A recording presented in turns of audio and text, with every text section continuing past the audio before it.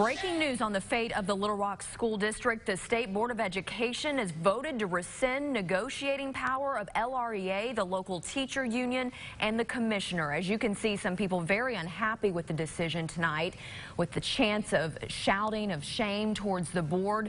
This is just one of several votes that have happened here in the last hour. Thanks for joining us tonight at 6. I'm Ashley Ketz. Also, the board voted unanimously to put the district on a pathway back to local control. And the Fair Dismissal Act for teachers at the district is no more. We have team coverage for you tonight, and we're bringing that to you to sort everything that has been decided today. Both Stephanie Sharp and Susan L. Corey were inside the meeting today. They're standing by now. We want to start with Stephanie to break down the nuts and bolts of these decisions. Stephanie, take it away with what you've been able to learn. Ashley, this meeting has been a long time coming. 5 years. The Little Rock School District was taken over by the state 5 years ago, and today the State Board of Education did vote to allow a pathway back to local control for the Little Rock School District. At this point in time, it is unclear exactly what that will look like. There's several other meetings that are going to need to be had in the future to decide exactly what local control will look like. However, today they did vote to let the Little Rock School District go back under local control. They also voted on several other key decisions today. They voted to no longer negotiate contracts with the Little Rock Teachers Union. Several teachers were here today very upset about that vote. They did vote unanimously for that. They also voted on the Fair Teachers Dismissal Act. That was actually voted on to waive the Teacher Fair Dismissal Act back in December, but they voted today to reinstate that for the Little Rock School District. So several key votes were had today. The Little Rock local control vote, the Teachers Union contract vote, and that Teacher Fair Dismissal Act vote.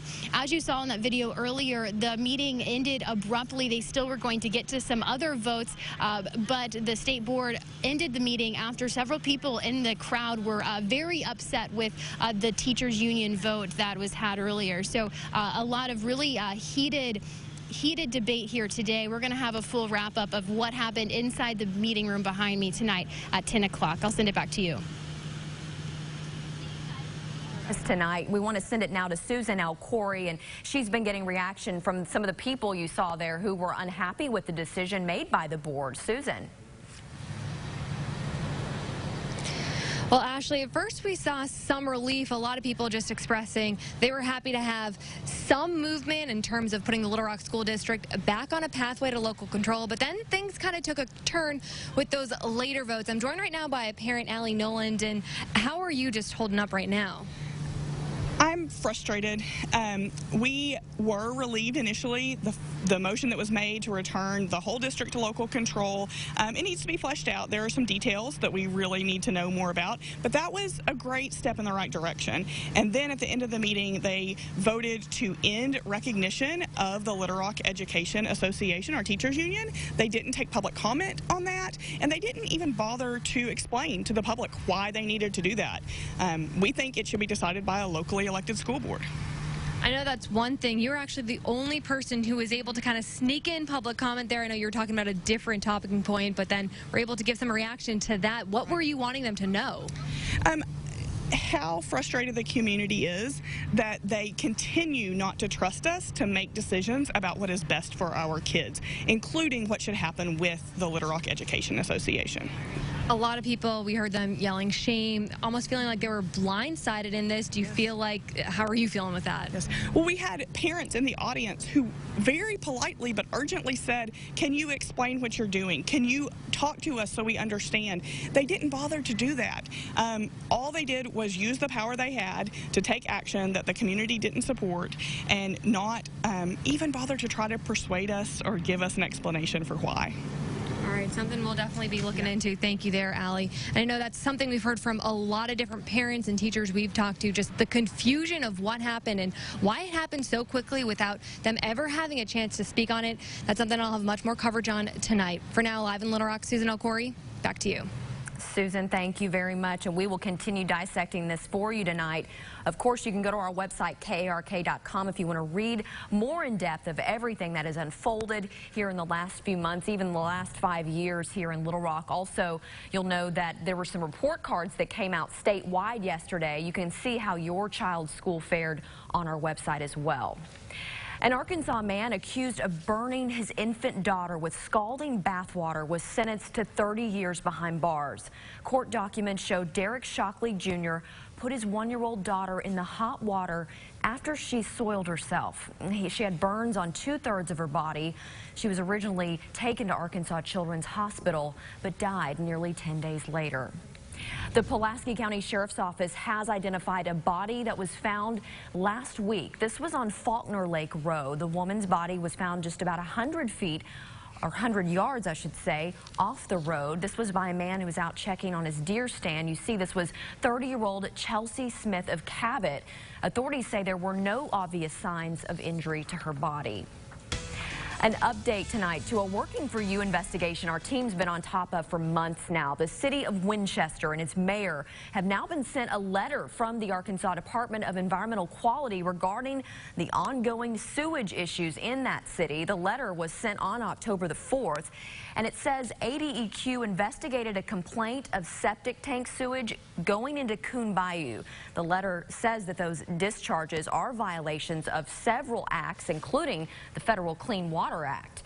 The city has now been put on notice to stop all of the leaks into the bayou and then sign an agreement with neighboring city Dumas to collect their sewage.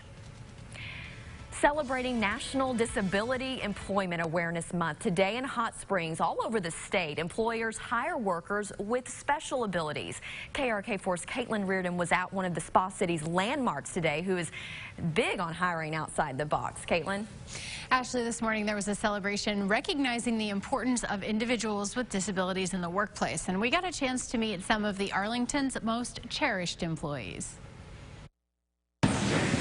My career is I work here. Daphne Emery is a hostess at the Arlington Hotel's beauty salon. I'm here.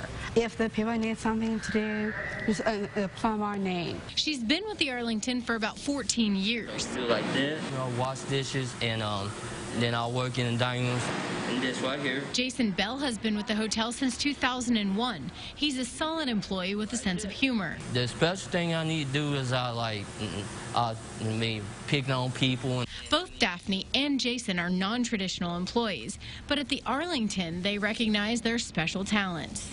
Yeah, the Arlington Hotel has been a real champion for hiring individuals with disabilities for many years. Alan McLean, Commissioner of Arkansas Rehabilitation Services, says they provide funding for training for individuals with disabilities. Once they've gone through that training, McLean's department helps them find jobs. It's a diverse set of needs and a diverse set of talents. For Daphne and Jason, the hotel provides stability and a strong sense of self-worth, which, like their service to the guests, is priceless. And this hotel is my community. This is my environment. This is my background. This kitchen right here has been the best kitchen I have ever worked with. And the Hot Springs Mayor Pat McCabe and State Representative Bruce Cozart were also in attendance for today's celebration. Ashley? All right, thanks so much, Caitlin. Voters in Sevier County have passed 2 proposals to fund a new hospital. The new facility will be run by the county and a bond made up of people living in Sevier County. The county judge says the 12-bed facility should generate more than $5 million a year in taxes. We're told construction could start in the spring. The area's former hospital, DeQueen Medical Center, closed earlier this year. Pulaski County could be turning the color green soon. We'll tell you how a new initiative will aim to make the county more environmentally friendly.